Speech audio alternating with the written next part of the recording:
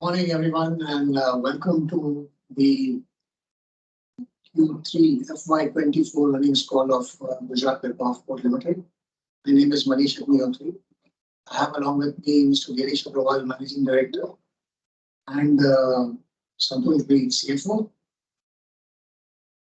The way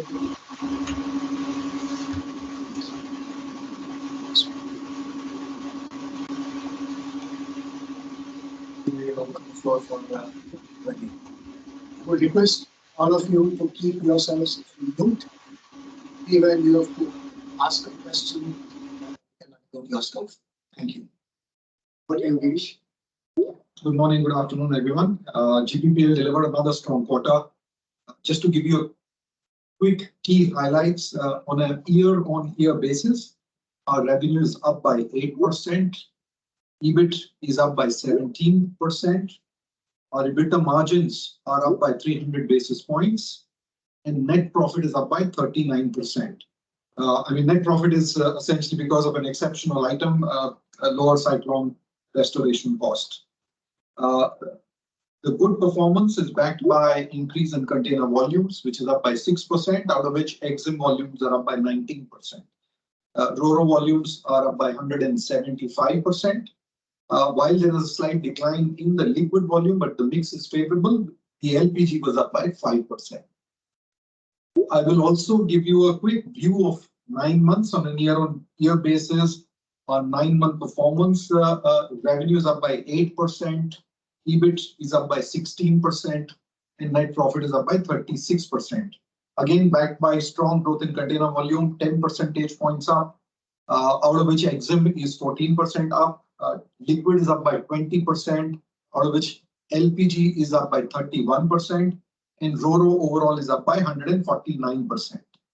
Our overall 9 months EBITDA margins are at 56% versus 55% on a year-on-year basis. This is at the back of strong headwinds that we experienced in Q1, where we had a power outage and Cyclone Biparjoy, where our port was shut for 16 days. And as I spoke to you last time, a little bit more tighter container market. That's the opening comments from our side. We are open to questions.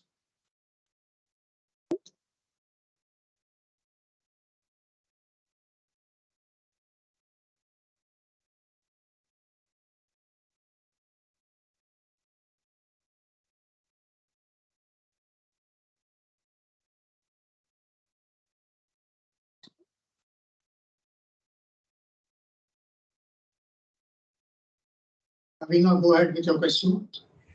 Yeah, thank you. Just 2 questions from my end. One is on this Red Sea side, the disruptions, right? Are you all seeing any impact of the same? And secondly, on the concession extension, I know limited can be said about it because it's a decision by the Maritime Board. But any updates over there, please? Thank you. Yeah, I think Red Sea is a real crisis. When I spoke about the demand of container volumes last quarter, or a declining demand last quarter, of course not envisaged Red Sea, but Red Sea, essentially will have an impact on our performance in the next quarter, at least as we see it. We have a service called MECO, which is a mass service calling Americas via the Suez. We are seeing some reduction in volumes on MECO and also some blank sailing. So our expectation, very difficult to quantify, at least at this point in time, Lavina, but I do suspect that our container volumes will be under further pressure in this quarter, Q4 of 24.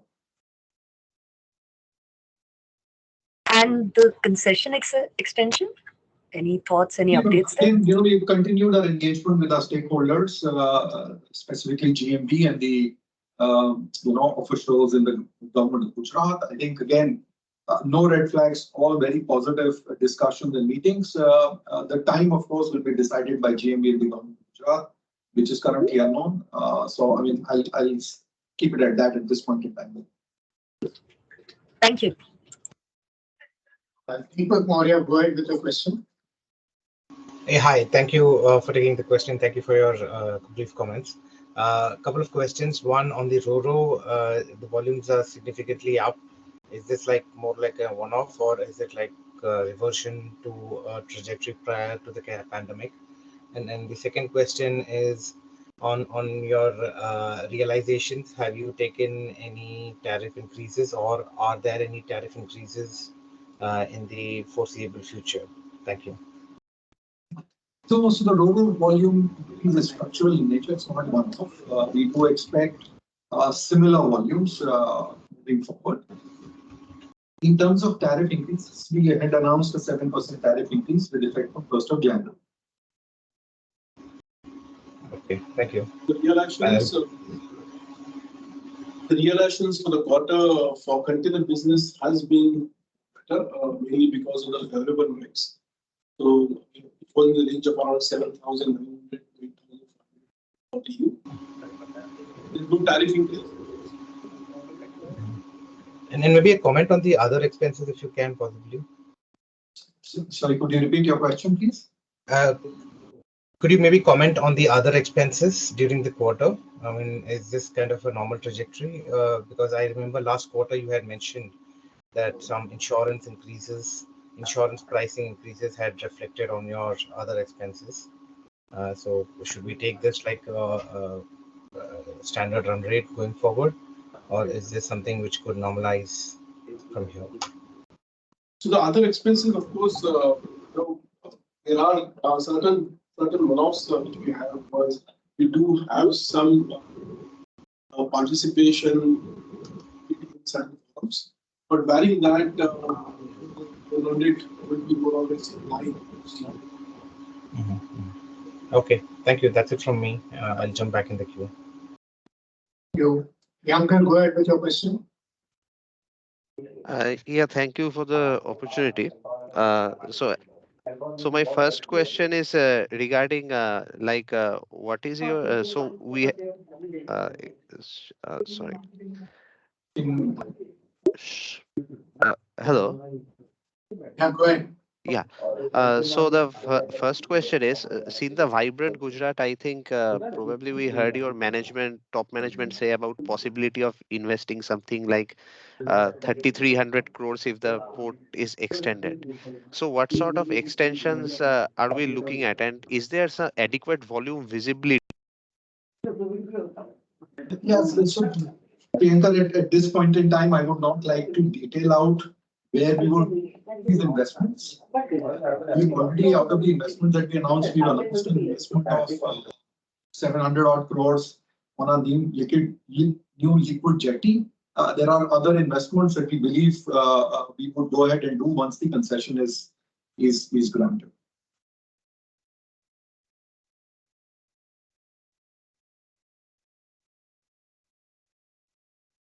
So if I can squeeze one in, so regarding I am aware that you are going in for let's say significant marketing efforts, probably in the northern hinterlands, like there has been an marketing office opened up in Ludhiana, and then you also have a CTO license with regards to PRCL.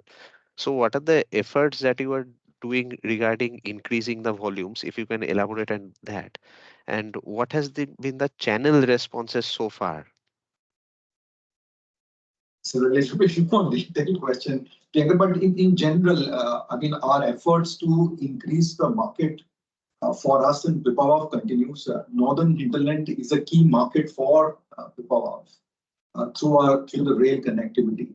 Punjab continues to be a strong market for us, as well as a great opportunity to increase our market share in that market. We always, are on the lookout for increasing our presence in some of these markets. Of course, we've opened up an office, as you rightly say. So we will continue our efforts on that. PRCL has a CTO license, not GPPL. So PRCL has a CTO license. They also use that license to run certain rates between various locations, and I think that will continue to grow as we move forward. The rest of the commentary should come from PRCL rather than me. And then your last question, Priyanka, was? So how has the efforts been taken up by the trade channel? Like, what do you get a sense of, like, uh, based on your marketing efforts in northern India? So No, in that. general, of course, Northern India continues to be, as I say, the maximum volume generator for us in Pipavav. The market channels as well as the markets are, of course, very positive about how we perform. I mean, in my interaction with some of our end customers, they've always talked positively about the service levels of Pipavav as well as the rail connectivity into Pipavav through the DFC channel. Now it's even further improved. So I think they're all positive news from that aspect, Priyanka. Of course, we continue to do more. We need to continue to do more, and we continue to do more to keep pushing ourselves as well as more volume out of the northern. Yeah. And sir, if I just can squeeze one more in, so this is regarding the connectivity to the port. So earlier, our road network was quite lacking in the sense that a lot of the connecting roads were actually in quite a bad shape. So what is the status right now as far as road Yes, connectivity is I think concerned? as it's called the coastal road in the state of Gujarat, I think it's significantly better.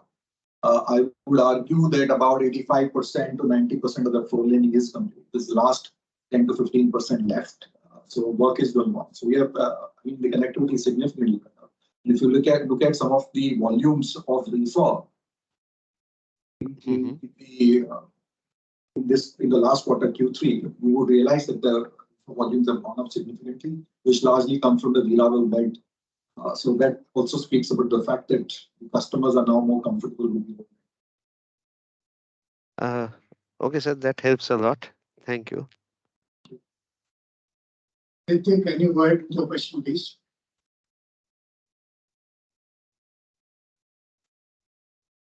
Aditya India. Go ahead, Aditya.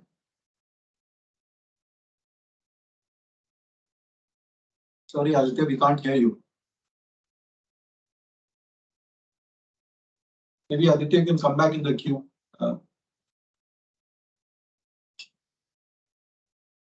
Achal, maybe you can go ahead. Yeah, thank you. Good morning, everyone. Sir, my first question, sorry, I couldn't hear that. If you could repeat the EXIM volume growth for the third quarter and also for 9 months, what was the EXIM volume growth? 19% for quarter three, 14% for 9 months. Understood. Now, with respect to realization also, if you could highlight, sir.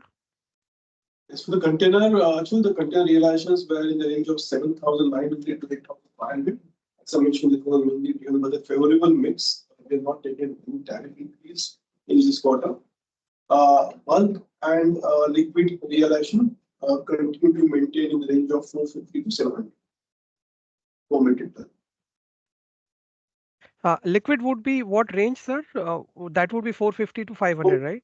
450 to 700. Okay, combined using. All right. Sir, the second question I had, with respect to the realization. So is there any element of the reversal of the rebates, etc., in this quarter, given it's a year-end calendar year-ending quarter?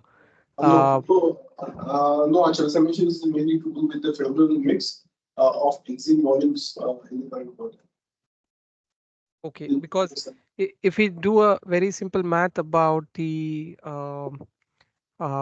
realization revenue divided by the volume, it comes to 688 rupees per ton, which is implying 20% jump YOY and almost a 15% jump QOQ. So I was just curious, is that absolutely driven by the product, the EXIM mix alone, or could there be a reversal? So there's no reversal. So it won't Okay. be because of favorable mix. Understood. Secondly, if I look at the commentary for last 2 quarters, we have been fairly cautious in terms of the near-term outlook. However, we see that the volume growth is actually pretty strong in terms of EXIM growth if I compare with the West Coast or the other peers. So, and you kind of indicated again for fourth quarter there would be some pressure on volumes. So just curious to understand, how do we look at this? Is this driven by any particular sector, liner? Any more clarity if you could help us? No, I think the coming quarter or this quarter, which is Q4 of 524, is going to be a tough quarter when it comes to container volumes. We are seeing impact of the Red Sea crisis, which is quite real in nature. Not only the container volumes, we've also seen certain dry bulk vessels getting delayed or getting cancelled, which usually ply on the Red Sea now. So I genuinely think that the quarter 4 FY24 will be a difficult quarter when it comes to container volumes for sure, and also dry bulk volumes. Our RoRo volumes will continue to be strong, and liquid volumes will also be similar in range. Understood. With respect to, for the competing ports, we have seen that they have kind of benefited from the coastal movement of coal. Is there any opportunity for us? Are we participating into that? Or if not, what could that reason be, sir? So we're not participating in any coastal movement of coal. It's a conscious decision that at least at this point in time we've taken. We'll see how that goes after a quarter or two. Understood. And with respect to, competition, so if we look at, the additional capacity which is being talked about in Kandla by PSA, by DPW, we have PSA expanding in JNPT, we have Mundra continues to expand year after year. How do you see the competitive intensity? Do you see a risk of overcapacity on the West Coast and hence pressure on the realization? And B, can we argue that our growth over medium to long term would be better than the industry growth? On the second piece, I genuinely think that our growth vis-a-vis peers would be higher than industry, subject to the investments that we put in. As of now, if you look at our capacity, we are at capacity on liquid. We are investing on RoRo. We will continue to grow in RoRo. On the container side, again, we are at 1.3, 1.25 to 1.3 million TEUs, and we do about 800, 850 KTs. So there's some room there, but again, I mean, the additional room for growth will come through investments as we move forward. On the in general capacity expansion, I think if you look at Western region, Mundra is broadly full. Nhava Sheva is broadly full. So I think, in the near term, at least in the near term, I do not see capacity expansion as a problematic statement. In fact, that's what the customer demands. And if we look at the macro environment in India over the next 5 to 10 years, I think there is very high potential of growth on the export side. And hence, I don't think in the near term or over the next 5 years, capacity is going to be an issue on the container side. On the bulk side, it may be a different story. We can separately discuss that. But on the container side, I think we should be okay. Understood. And just one more question, if I may. Given the tariff what we have somewhere around 8,000 to 8,500, how does it stack up against the the Kandla or Mundra or JNPT? Are we lower or we higher than them? We are lower in some cases, we are higher in some cases. So that's like, we could look at that. I mean, most of the ports have published tariffs, so on that comparison, we can do it also. So on the published tariff, if you look at certainly we are the other ports, but each of the port have their underlying contract with the customer. So it's very difficult to comment on that because that is the contracts are available. But on the tariff, we are quite angry. Got it. Thank you very much, gentlemen. I'll fall back in the queue. Thank you. Mr. Mohit Kumar, please go ahead with your question.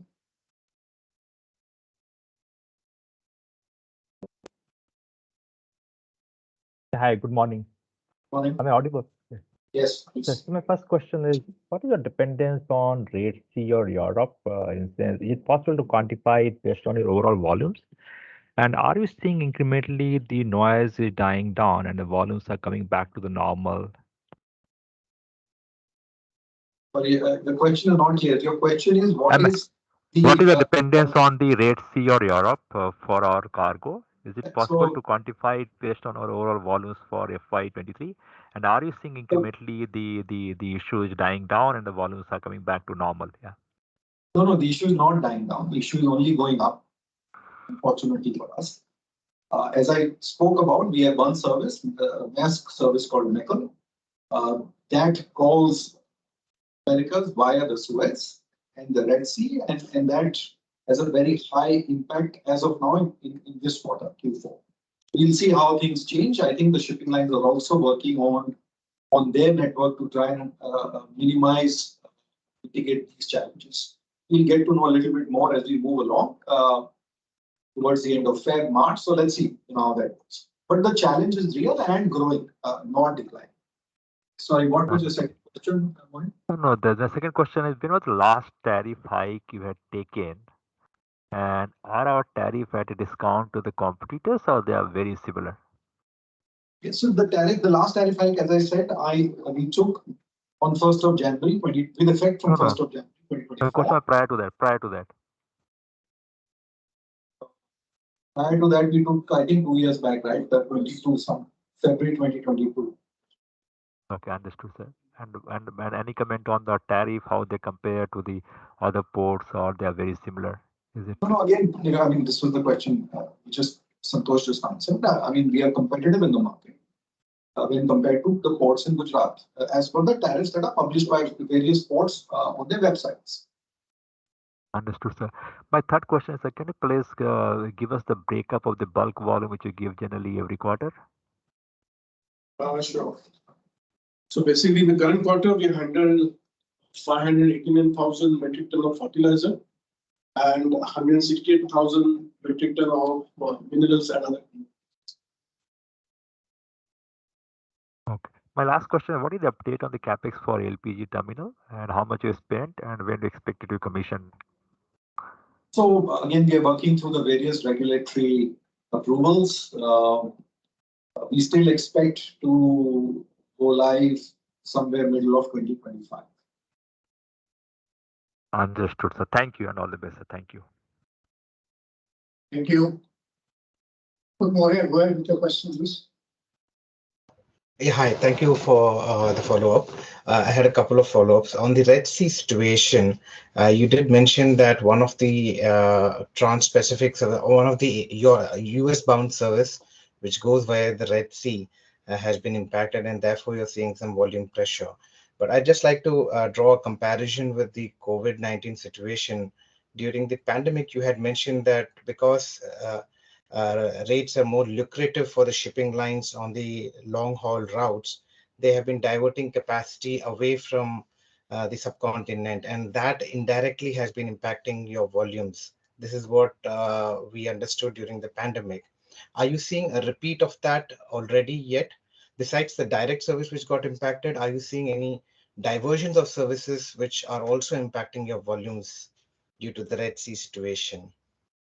So it's a good question, Deepak. Essentially, the normal route, when you change the normal route through the Cape, expectation is that in services like metal, you have to put at least 2 more vessels. Yeah. Where will these vessels come from? They could come from idle capacity, or they could come from diversion, as you said as well. So it is possible that some diversion may happen. And usually the diversion happens from weaker trades. We haven't seen a diversion yet, but it's a possibility. And as I said, I will await feedback from the shipping lines, specifically on Mecca from Maersk, to understand how they're changing their network.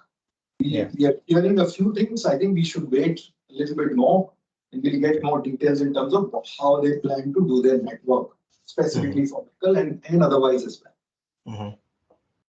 And continuing with the same topic, we also saw some news reports saying that the exempt rate from India, right, exporters from India were probably withholding their shipments because the freight rates from the subcontinent to US and Europe have just run up so high. So, I mean, it's just anecdotal. I don't really have any proof of that data, but are you seeing any changes in the behavior of your customers that they are holding back shipments, probably hoping for rates to normalize after the Chinese New Year? Is that something which you are seeing in your trade flow from your ports?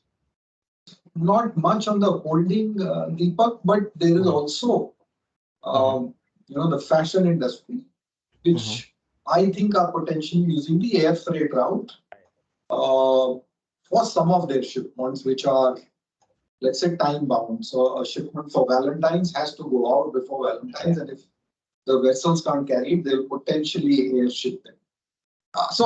Mix of everything is going to happen. There will be some customers who will hold back, but not the larger customers. That's not going to happen.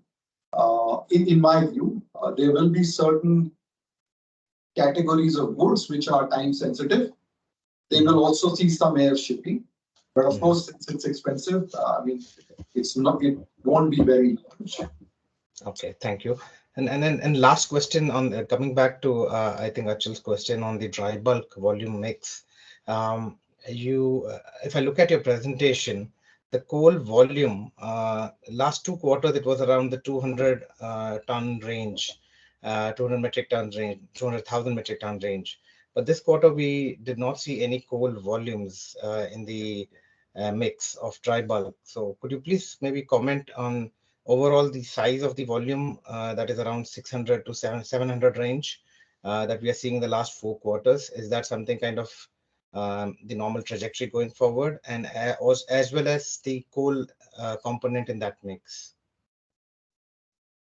So yes, the run rate what you see right now is in the range around 750 to 800. I think that should be a normal run rate. And then the coal? Yeah, so coal basically we are not handled coal for this quarter, and so basically we are looking at so the coastal one is certainly not handling, and we will review this handling portion again in a couple of quarters to decide how much coal we are going to handle. And is it a conscious decision by you to not handle coal, or is that the business, the customer business has changed? Something. It's a conscious decision by us. Conscious decision. And what is driving this, if I may, just to understand what is driving this decision actually? So there are some operational reasons because of which we have decided not to handle it, and as then we'll keep on reviewing this position in the next few quarters. So it's not a permanent discontinuation, but a temporary discontinuation. Understood. Thank you so much. That's very helpful. That's it from me for today. Thank you.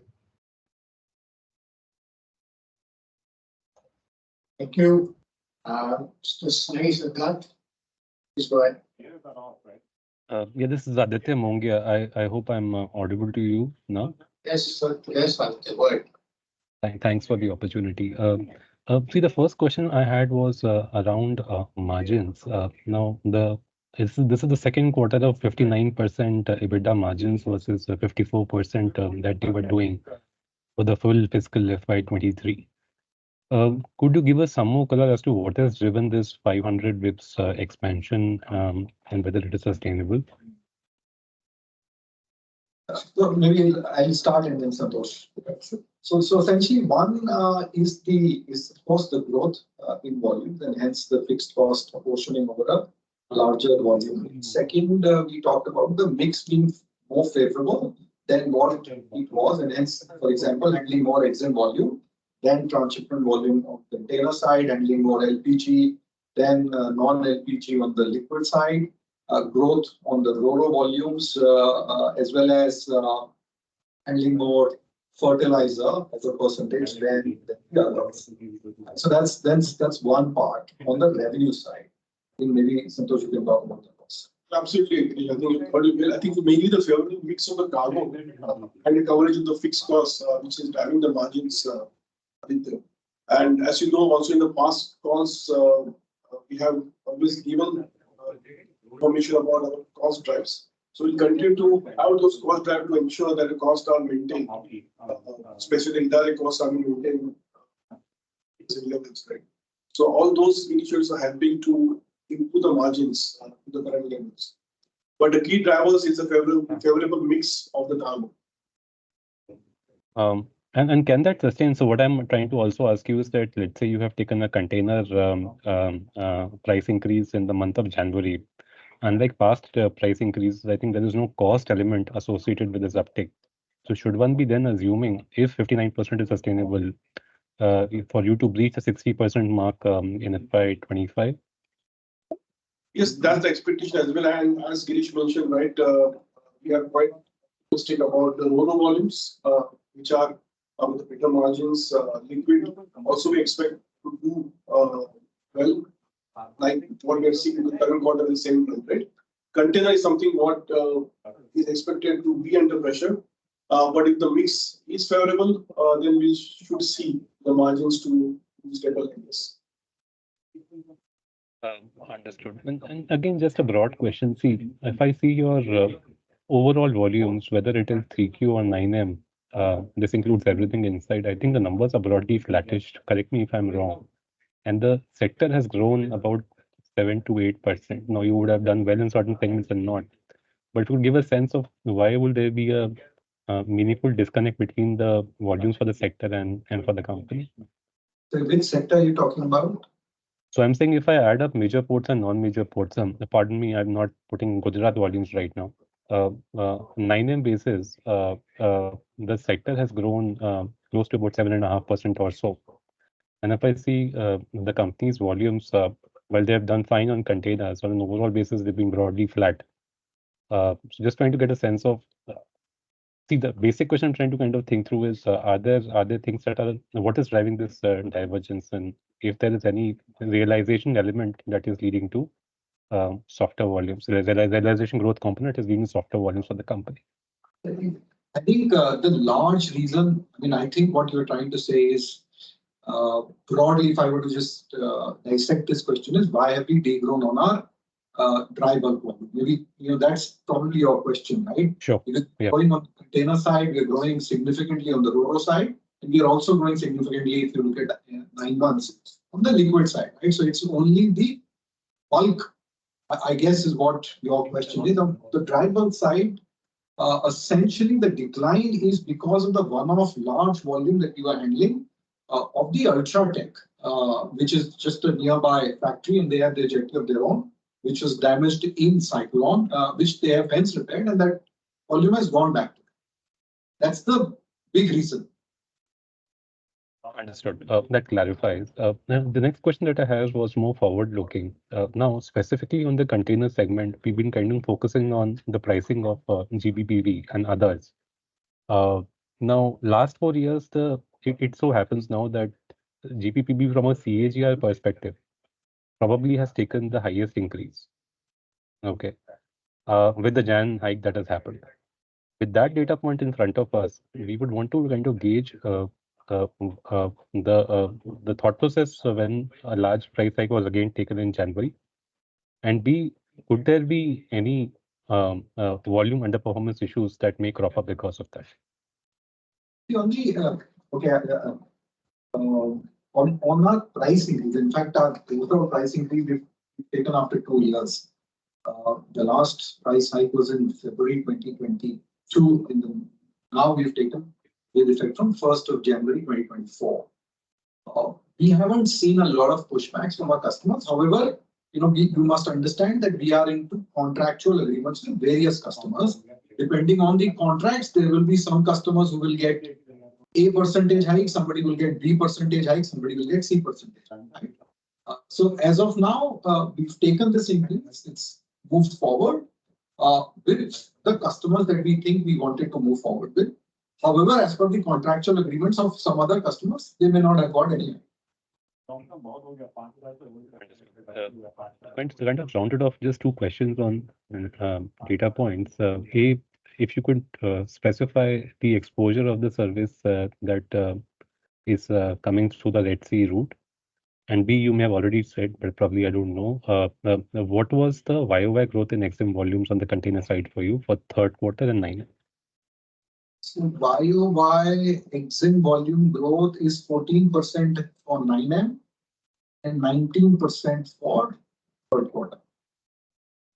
The other question you asked about metal, we've spoken about it. It's one service that we have, and that's under impact.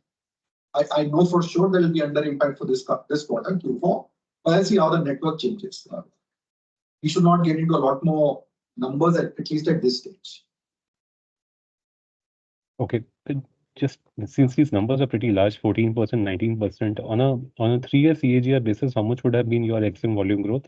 Just to see whether the base is playing spoil sport, or are these actually fairly? These are like fantastic numbers, right? So I'm just trying to kind of double check from a 3-year perspective as well. We don't have a 3-year number handy with me. Understood. Got that. Those were my questions. Thank you. Thank you for the answers. Thank you. So continue, please go ahead. Your question. Yeah, hi sir. Thanks for the opportunity. So my first question, just want to check what is the last date of our current concession agreement? Is it in June 28 or September 28? September 28. Sorry, October. September 2028. Understood, sir. And sir, secondly, sorry, I missed on the capex announcement that you said. Is it 700 crore on the new jetty that you spoke of? If you can also elaborate on other plans over here, please. So 720 crores is what we've announced for the new liquid jetty. The others, we have given an overall number. We don't want to split it, at least at this point in time. We will see how that goes from a market position perspective. We will await the concession extension first. Sir, got it. Thank you very much, sir. All the best. Thank you. Anika, please go ahead. The question. Yeah, I just had a few data questions. So what is the tariff hike we have taken from January 1st, 2024? 7%. Right. And what has been the realization per TEU on containers in 3Q? I didn't get the number. It was the line was not clear. So the range is around 7,900 to 8,500 rupees per TEU. So this would go up by 7% from 4Q. As we said, that this will be basis customer contracts. We have taken a general tariff increase of 7%. It may not mean 7% for some people based on our current contracts, commercial contracts. Okay. Understood. Thank you so much. Anika, you have your hand raised. Question.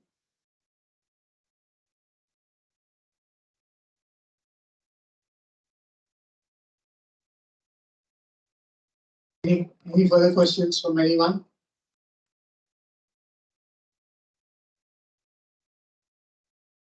Doesn't seem to be the case.